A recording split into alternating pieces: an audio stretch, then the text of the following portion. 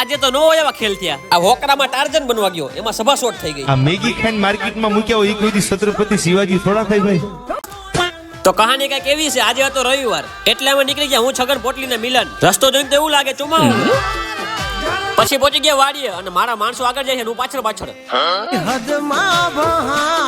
પછી અમે આવી ગયા આફ્રિકાના જંગલમાં બધો સામાન લઈને.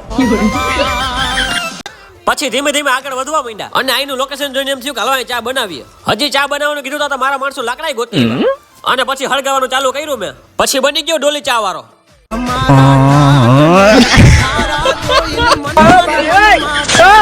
અને પછી ચા મૂકીને ગીત ઠપકાર્યું.